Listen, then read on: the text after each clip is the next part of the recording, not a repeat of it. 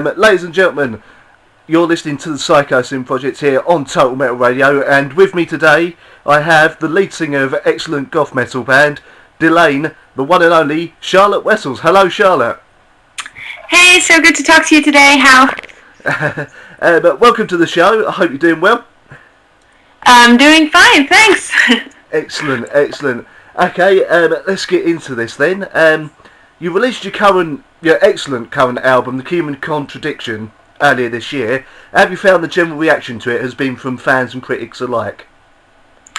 Well, we're really sad with the results. Actually, the first thing we did when the album was released was taking it on tour on like a huge European tour with Within Temptation. So that was definitely a good start. And we had a very busy touring season. Actually, I'm just packing now to leave tonight to the US for 6 weeks.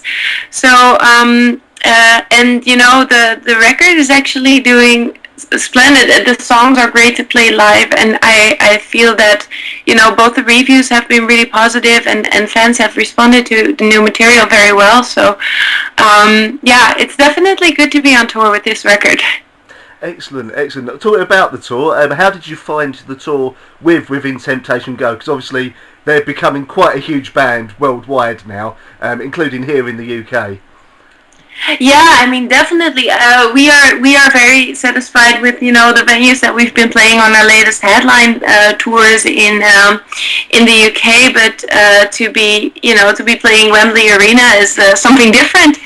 And this is what we've done with Within Temptation, and it was great. You know, we got the possibility to tour with a band that we personally like very much, and of course, there's both on a family level and also on a music level, there are certain ties between Delain and Within Temptation, considering Martijn's history playing actually in the band. Our keyboardist played with them before, so this was great, you know, to be on tour with them, but also, of course, the possibility to play the huge venues that they're currently playing, and to reach out to, you know, a lot of potential new souls. So yeah, I'm sure you managed to get some new people on those tours, to be honest with you.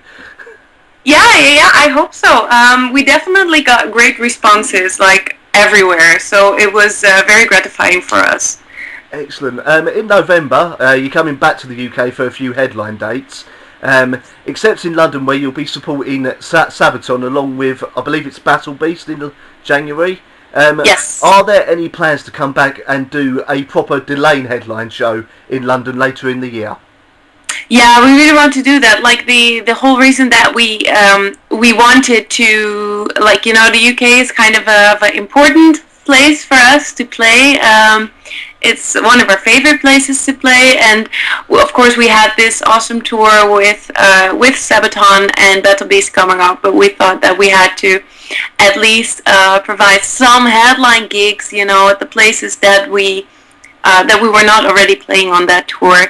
So that's what we've done for November, and we're going to make sure that these shows are something special, and we're really looking forward to them. I mean, it is something different than doing the support shows that we're currently doing, so really looking forward to that. And of course, you know, after that we'll be looking into doing headline shows in all the other cities as well. Excellent. You've said recently that you're getting ready to share even more of the new record. Are there any plans to play the entire album on the upcoming tour? Yeah, well, on the upcoming tour, since we are going to the US, where we haven't played so much, we thought it would be a better idea to kind of make a mix of our different records and just play our favorite live tracks. You know, it's different when you do headliner tours, where you can really play the tracks that are maybe a little bit more different to play live, but we've certainly got our live favorites on every record. And for tours like this, where we are not sure how many people are actually already going to know us, we prefer to play the songs that we just think work best live and that really kick ass. So then it's more of a mix of different albums. Okay, over the years you've had many guests on the Delain albums. Like on the new album, obviously you've got Marco back from Nightwish, and I'm going to try and pronounce her name. I'll probably get this completely wrong, so if she listens to this, I'm going to apologise before I attempt it. Elisa Whitebloods, I believe it's pronounced. From Arch Enemy. Is this going to be a recurring thing for the band in the future? Yeah, well, it is something that we kind of inherited from how we started Delain. Like when Martijn began, getting people together for Delain's first record, it was really intended to be a studio record with loads of guest musicians, and this is exactly what our first record, Lucidity, was. It was just a big studio project with many names from the genre, and after that we started recording more like a regular band, but we always like to invite guests, just to see what their input will do with the tracks, and we basically done it for, one record more than the other, but I think we've had guest musicians on all of our records so far, and it is not like with our first record, it was really something that we needed. Yeah. But by now, we never make it a priority to have guests on the record, but we just always turn out to really want someone to do a certain thing. So, it's something that kind of comes naturally. So actually, I'm guessing that there will be guests on next records as well. Yeah. Okay. Are there any guests that you personally would still love to sing with or have on a future Delain album? Yeah, loads of them. We're in a genre with so many talented musicians, and and then of course there's also outside the genre there is some combinations which I would think would be really interesting. Like my dream duet would still be singing a murder ballad with Nick Cave. Then I can die peacefully. But no, I think that there are so many people that we meet on the road, and you hear them play or you hear them sing, and you think, by God, that would be so interesting to see what how they would interpret our songs and compositions. So definitely, yeah. Okay. Well, sort of going back to the We Are the Others album, I have to ask this because I'm personally a huge Fear Factory fan. I'm literally playing at least one or two tracks per every show I do. My listeners are probably getting sick of me doing it, but anyway, I have to know, how did the duet with Burton C. Bell on Where Is the Blood come about?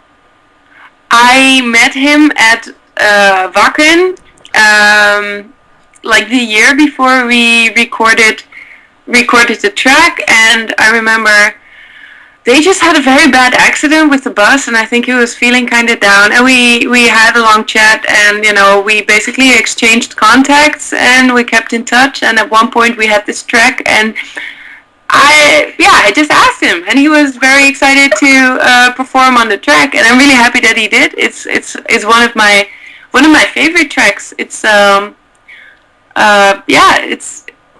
a bit different from the other tracks that we have, and his voice fits very well with that, and I'm also really happy with he's singing some pretty mellow parts in there as well, which is something that at least on Fear Factory you don't hear him do so often. Of course, in his other project, yes, but so this I really like. But yeah, we just met and stayed in touch, and asked him, and he was happy to cooperate. Oh, excellent. I mean, obviously, as you said yourself earlier, the band is getting bigger and bigger, more worldwide known, if that's even a sentence there. I do apologise. I mean, are there any plans in the future to do a few dates or one big show with all of the guests from your albums to come and play on their tracks live? I don't know if we could. Of course, it would be fantastic if we could get one date and then get everyone together. But we've worked with people from people with their own bands with very busy schedules. So I'm not sure if a gig with everybody present would work. But what we do after all the album rounds, like we always do one closing gig at the end of the tour for a record, where we try to make it extra special. Like in November for We Are the Others, we've done My Masquerade, which was kind of the closing of that tour, and then the beginning of the tour for The Human Contradiction.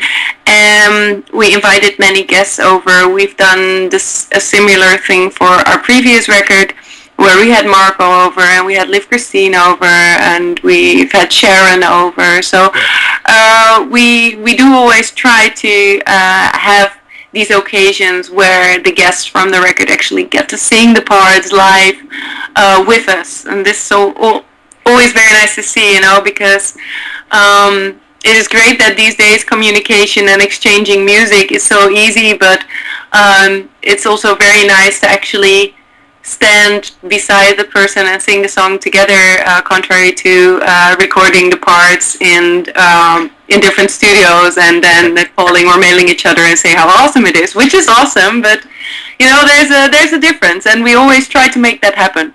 Okay, now obviously I pre-ordered The Human Contradiction before it came out. I've got to say it's one of the best, if not the best, goth metal album of this year. It seems you've somehow managed to make the songs even catchy, yet still keeping the epic feel. Was the writing of this album an easier process than the previous ones? I'm sorry, could you repeat the question? Yep, no problem. Did you find the writing of the newest album was an easier process than the previous albums?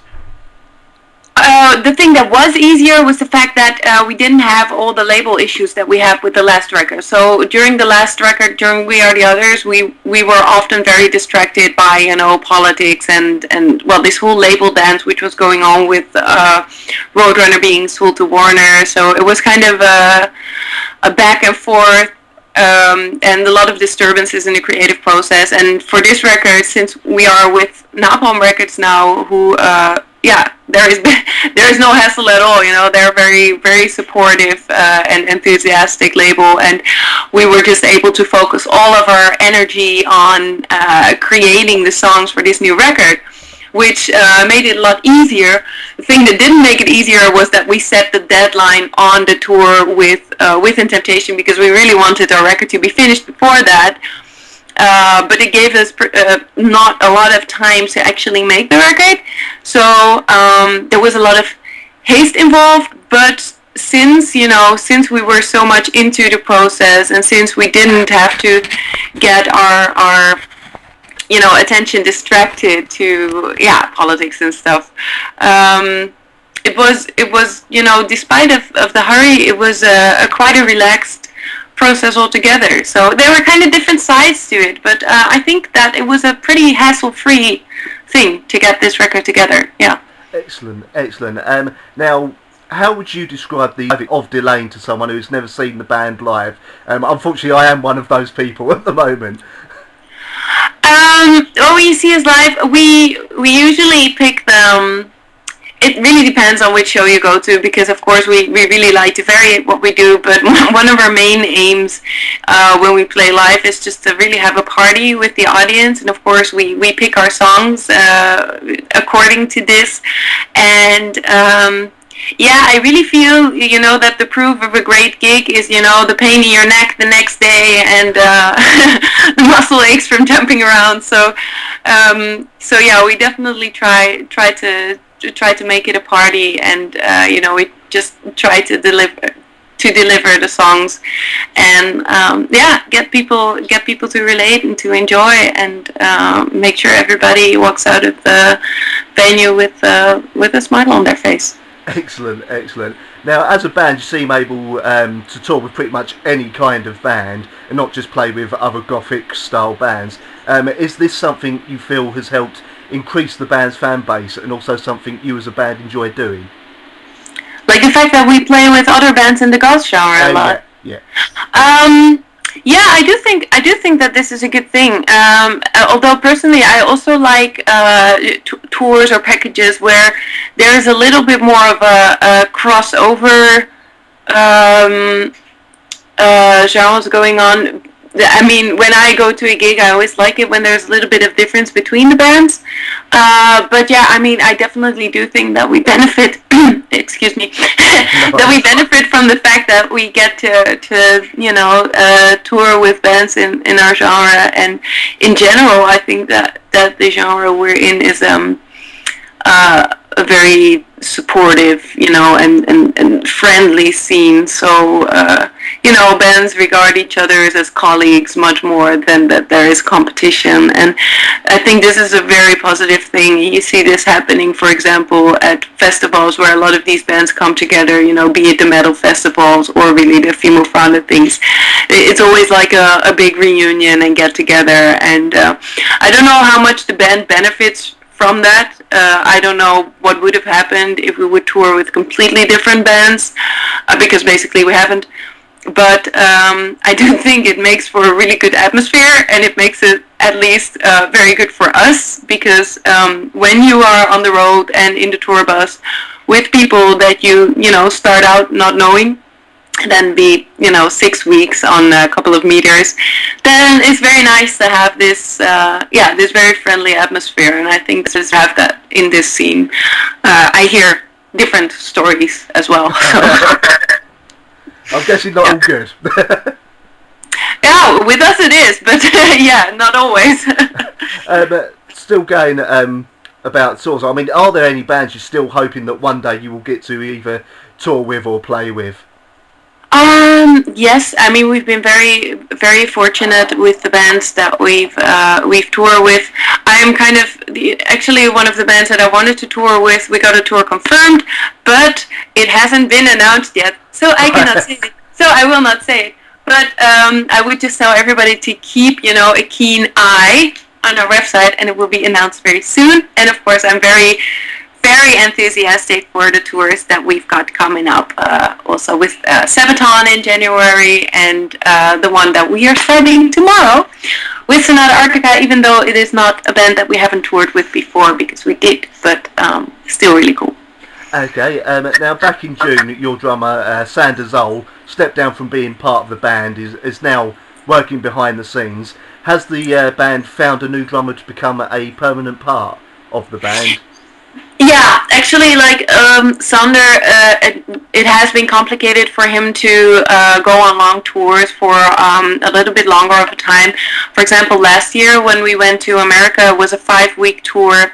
We had a replacement drummer as well. His name is Ruben Israel, and actually this tour with him went really well. So, when we unfortunately had to think of a replacement, we were very happy to know that Ruben was able to actually step up as our live drummer, and I know for sure that Sander will not be completely, he will not be completely out of sight.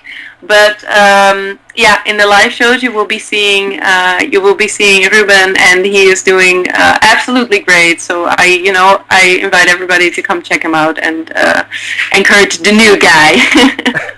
Excellent. Okay. Finally, I mean, obviously we get listeners from all over the world. Sorry. So do you have anything to say to your fans who are listening to this interview?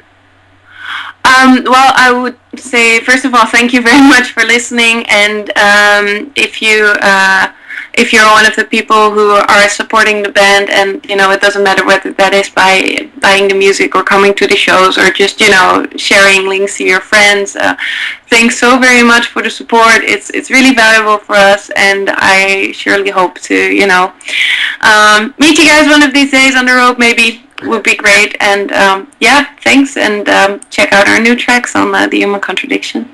Yeah, definitely do that, people. Ladies and gentlemen, Charlotte Wessels, thank you very much for giving me the time for this interview. Sorry then, I completely forgot halfway what I was saying through a sentence. I have that sometimes. Thank you very much for the interest. No problem. Ladies and gentlemen, Charlotte Wessels of Delain. You're listening to the Psychosin Project on Total Metal Radio. As Charlotte herself just said, make sure you check out their newest album, The Human Contradiction. As someone who's been listening to it pretty much intently since it came out, you will not be disappointed. Sun will burn my eyes. I'm trying